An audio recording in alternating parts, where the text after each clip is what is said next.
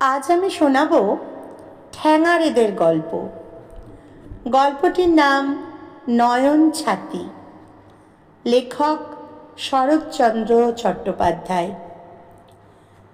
ঠ্যাঙাড়ের কথা শুনেছে অনেকে, এবং আমাদের মতো যারা বুড়ো তারা দেখেছেও অনেকে। হুগলি, বর্ধমান প্রভৃতি জেলায় এদের উপদ্রব ছিল খুব বেশি। ঠাকুরমাদের যুগে শুনেছি লোক চলাচলের প্রায় কোনো পথই সন্ধ্যার পরে পথিকের জন্য নিরাপদ ছিল না। এই দুর্বৃত্তরা ছিল যেমন লোভী তেমনি নির্দয়। দল বেঁধে পথের ধারে ঝোপে ঝাড়ে লুকিয়ে থাকত। হাতে থাকত বড় বড় লাঠি এবং কাঁচা বাঁশের ভারী ছোট ছোট খেটে, তাকে বলতো পাবড়া। পথিক চলে গেলে তার পা লক্ষ্য করে পেছন থেকে ছুঁড়ে মারত সেই পাবড়া। অব্যর্থ সন্ধান।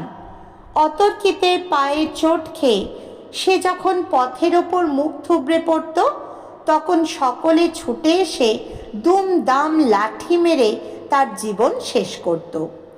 এদের ভাবনা চিন্তার বাছ বিচার নেই।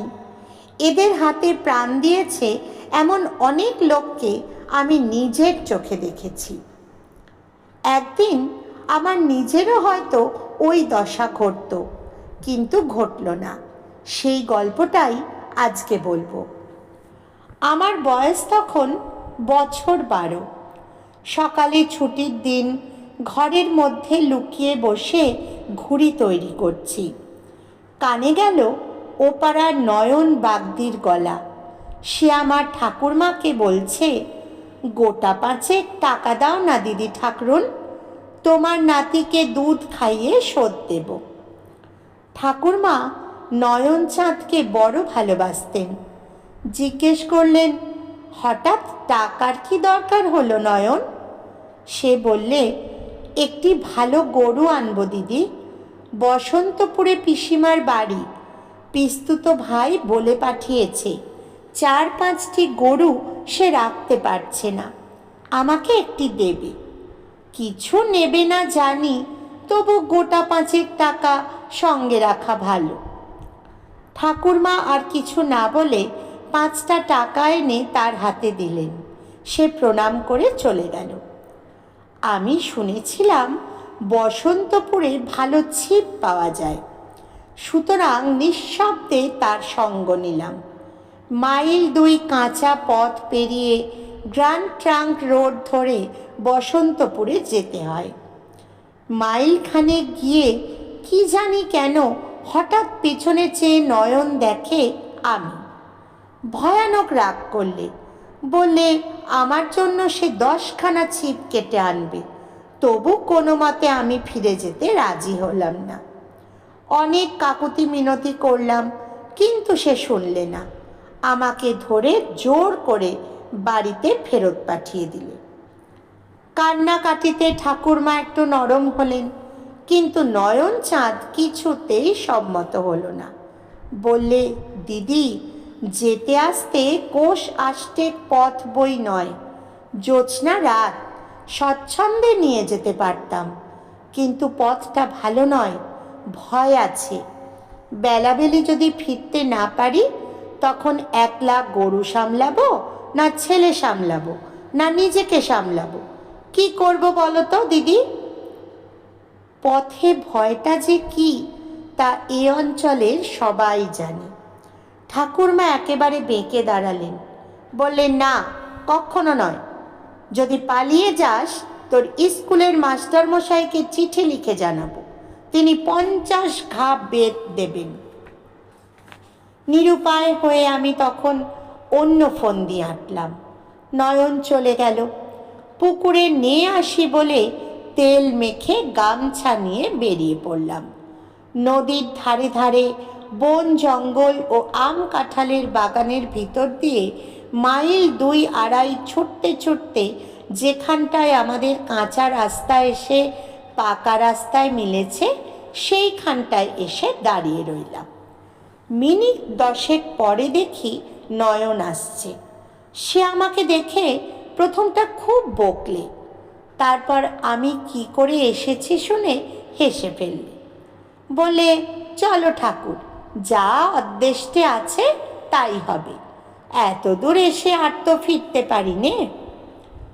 নয়নদা সাতগাঁর একটা দোকান থেকে মুড়ি মুড়কি বাতাসা কিনে আমার কোঁচার খুঁটে বেঁধে দিলে। বললে, খেতে খেতে প্রায় দুপুরবেলা দুজনে বসন্তপুরে এসে ওর পিসির বাড়িতে পৌঁছলাম। পিসির অবস্থা সচ্ছল, বাড়ির নিচেই কুন্তি নদী, ছোট কিন্তু জল আছে, জোয়ার ভাটা খেলে। স্নান করে এলাম। ওদের বড় বউ কলা পাতায় ছিঁড়ে গুড় দুধ কলা দিয়ে ফলারের জোগাড় করে দিলে। খাওয়া হলে নয়নের পিসি বললে, ছেলে মানুষ 4-5 ক্রোশ পথ হেঁটে এসেছে, আবার যেতে হবে, এখন শুয়ে একটু ঘুমো, তারপর বেলা পড়লে যাবেক্ষণ। তার ছোট ছেলে ছিপ কেটে আনতে গেল। নয়ন আর আমি দুজনেই পথ হেঁটে এমনি ক্লান্ত হয়েছিলাম যে আমাদের ঘুম যখন ভাঙল তখন 4টে বেজে গেছে।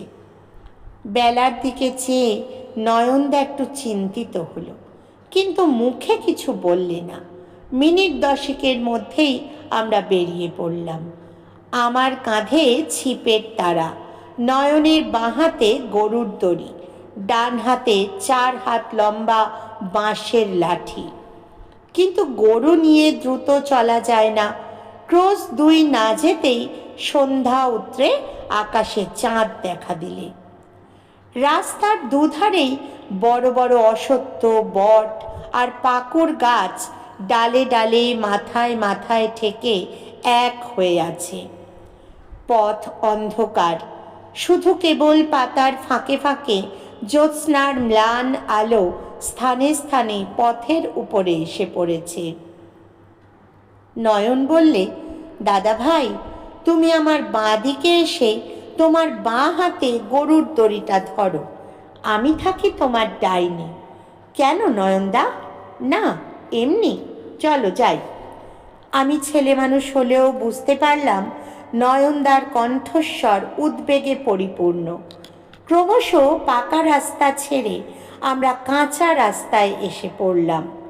দুপাশের বন জঙ্গল আরও ঘন হয়ে এলো। বহু প্রাচীন সুবৃহৎ পাকুড় গাছের সারি মাথার উপরে পাতার অবিচ্ছিন্ন আবরণে কোথাও ফাঁক রাখেনি যে একটু চাঁদের আলো আমাদের রাস্তায় পড়বে। সন্ধ্যায় কৃষাণ বালকেরা এই পথে গরুর পাল বাড়ি নিয়ে গেছে। তাদের খুরের ধুলো এখনো নাকে মুখে ঢুকছে। এমনি সময় সুমুখে হাত 50-60 দূরে বিদীর্ণ কণ্ঠের এক ডাক এলো, বাবা গো, মেরে ফেললে গো, কে কোথায় আছো রক্ষা করো। সঙ্গে সঙ্গে লাঠির ধূপধাপ দুমদাম শব্দ, তারপরে সমস্ত নীরব। নয়নদা স্তব্ধ হয়ে দাঁড়িয়ে বললে, যা, শেষ হয়ে গেল। কি শেষ হলো নয়নদা? একটা মানুষ, বলে কিছুক্ষণ চুপ করে দাঁড়িয়ে সে কি ভাবলে, তারপরে বললে, চলো দাদা ভাই, আমরা একটু সাবধানে যাই। গরু বাঁয়ে, নয়নদা ডাইনে, আমি উভয়ের মাঝখানে। ছেলেবেলা থেকে শুনে আসছি, দেখেও আসছি মাঝে মাঝে, সুতরাং বালক হলেও বুঝলাম সমস্ত। কে কোথায় আছো রক্ষা করো, তখনও যেন আমার 2 কানে বাজছে। ভয় ভয় বললাম, নয়নদা, ওরা যেসব সামনে দাঁড়িয়ে আছে, আমরা কি করে যাব? মারে যদি? না দাদা ভাই, আমি থাকতে মারবে না। ওরা ঠ্যাঙারে কি না, আমাদের দেখলেই পালাবে, ওরা ভারী ভীতু। গরু, আমি ও নয়ন চাঁদ 3 জনে ধীরে ধীরে এগুতে লাগলাম। ভয়ে আমার পা কাঁপছে, নিঃশ্বাস ফেলতে পারিনি এমন অবস্থা। গাছের ছায়া আর ধুলোর আধারে এতক্ষণ দেখা যায়নি কিছুই। 15-20 হাত এগোতেই চোখে পড়ল জন ৫-৬ লোক যেন ছুটে গিয়ে পাকুর গাছের আড়ালে লুকালো। নয়নদা হঠাৎ দাঁড়িয়ে পড়ে হাঁক দিলে। সে কি ভয়ানক গলা! বললে, খবরদার বলছি তোদের, বামুনের ছেলে সঙ্গে আছে, পাবড়া ছুঁড়ে মারলে তোদের একটাকেও জ্যান্ত রাখবো না, এই সাবধান করে দিলাম। কেউ জবাব দিলে না। আমরা আরও খানিকটা এগিয়ে এসে দেখি একটা লোক উপুর হয়ে রাস্তার ধুলোয় পড়ে আছে। অল্প স্বল্প চাঁদের আলো তার গায়ে লেগেছে। নয়নদা ঝুঁকে দেখে হায় হায় করে উঠল। তার নাক দিয়ে মুখ দিয়ে রক্ত ঝরে পড়ছে, শুধু পা দুটো তখনও থরথর করে কাঁপছে। কাঁধের ভিক্ষের ঝুলিটি তখনও কাঁধে, কিন্তু চালগুলি ছড়িয়ে পড়েছে ধুলোয়। হাতের একতারাটি লাঠির ঘায়ে ভেঙে চুরে খানিকটা দূরে ছিটকে পড়ে আছে। নয়নদা সোজা হয়ে উঠে দাঁড়ালো, বলল, ওরে নারকী, নরকের কীট, তোরা মিছিমিছি একজন বৈষ্ণবের প্রাণ নিলি, এ তোরা করেছিস কি? তার ক্ষণেক পূর্বের ভীষণ কণ্ঠ, সাহস যেন বেদনায় ভরে গেল। কিন্তু ওদিক থেকে সাড়া এলো না। নয়নের এ দুঃখের প্রধান হেতু সে নিজে পরম বৈষ্ণব। তার বৈষ্ণব হবার ছোট্ট একটু ইতিহাস আছে, এখানে সেটুকু বলে রাখি। এখন তার বয়স 40-এর কাছে, কিন্তু যখন 25-30 ছিল তখন ডাকাতের মামলায় জড়িয়ে সে একবার বছরখানেক হাজত বাস করে। ঠাকুরমার এক পিস্তুত ভাই ছিলেন জেলার বড় উকিল। তাকে দিয়ে বহু তদবির ও অর্থ ব্যয় করে ঠাকুরমা ওকে খালাস করেন। হাজত থেকে বেরিয়েই সে সোজা নবদ্বীপ চলে যায় এবং তথায় কোনো এক গোস্বামীর কাছে দীক্ষা নিয়ে মাথা মুড়িয়ে তুলসীর মালা ধারণ করে সে দেশে ফিরে আসে। সেদিন থেকে সে গোঁড়া বৈষ্ণব। নয়ন আবার বললে, নিরীহ বৈষ্ণব ভিক্ষে করে সন্ধ্যাবেলায় ঘরে ফিরছিল, ওর কাছে কি পাবি যে মেরে ফেললি বলতো? 2 গন্ডা 4 গন্ডার বেশি তো নয়, ইচ্ছে করে তোদের এমনি ঠেঙিয়ে মারি। এবার গাছের আড়াল থেকে জবাব এলো, 2 গন্ডা 4 গন্ডাই বা দেয় কে রে? তোর 14 পুরুষের ভাগ্যি যে যাত্রা বেঁচে গেল। ধর্ম কথা শোনাতে হবে না, পালা পালা। তার কথা শেষ না হতেই নয়ন যেন বাঘের মতো গর্জে উঠল, বটে রে, পালাবো তোদের ভয়ে? তখন ট্যাঙ্ক থেকে 5টা টাকা বার করে এ হাতের টাকা ঝনঝন করে ও হাতের মুঠোয় নিয়ে বললে, এতগুলো টাকার মায়া ছাড়িস নে বলে দিলাম, পারিস তো সবাই একসঙ্গে এসে নিয়ে যা, কিন্তু ফের সাবধান করে দিই, আমার বাবা ঠাকুরের গায়ে যদি কুটোর আঁচড় লাগে তো তোদের সব কটাকে জন্মের মতো রাস্তায় শুইয়ে রেখে তবে ঘরে যাব। শেতলার নয়ন ছাতি আমি, আর কেউ নয়। বলি, নাম শুনেছিস না এমনি লাঠি হাতে ভিখিরি মেরে বেড়াস? গাছের তলা একেবারে স্তব্ধ। মিনিট 2 স্থির থেকে নয়ন পুনরায় অধিকতর কটু সম্ভাষণে হাঁক দিলে, কিরে, আসবি না টাকাগুলো ট্যাঁকে নিয়েই ঘরে যাব? কোনো জবাব নেই। পথের উপরে 2-3 গাছা পাবড়া পড়েছিল। নয়ন একে একে কুড়িয়ে সেগুলো সংগ্রহ করে বলল, চলো দাদা, এবার ঘরে যাই। আমরা আবার পথ চলতে লাগলাম। নয়নের মুখে কথা নেই। আমার একটা প্রশ্নেরও সে হাঁ না ছাড়া জবাব দেয় না।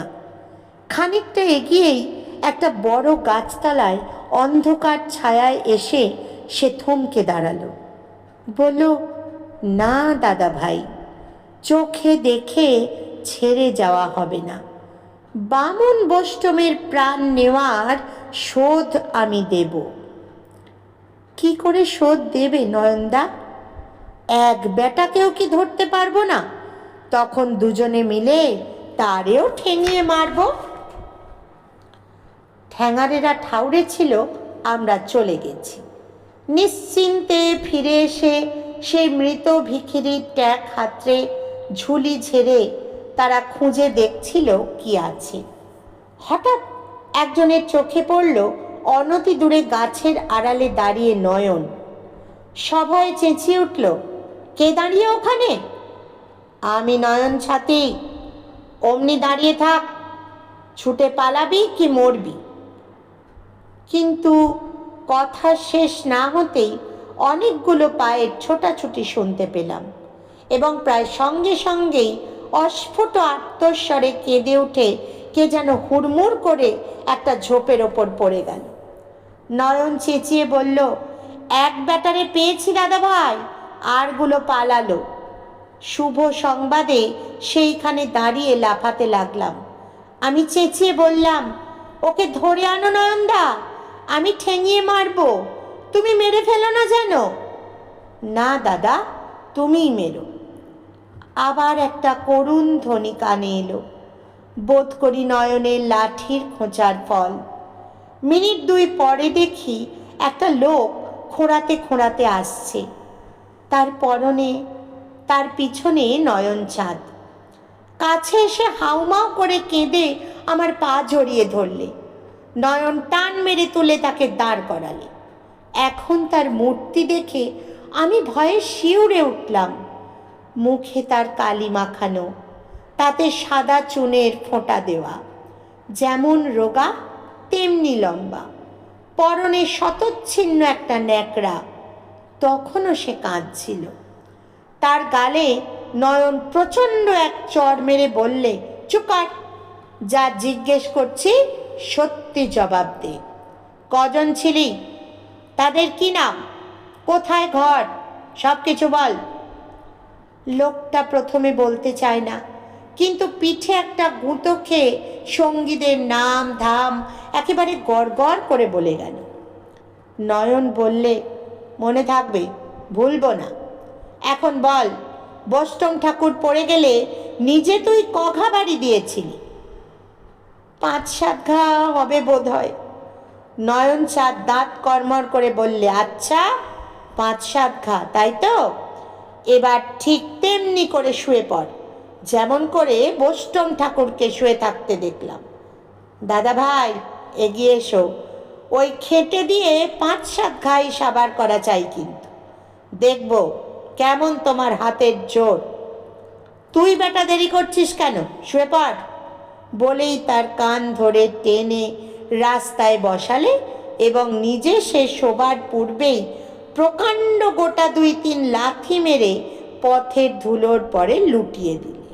বললে, দেরি করো না দাদা, মাথা তাক করে মারো, 2-3 ঘাড় বেশি লাগবে না।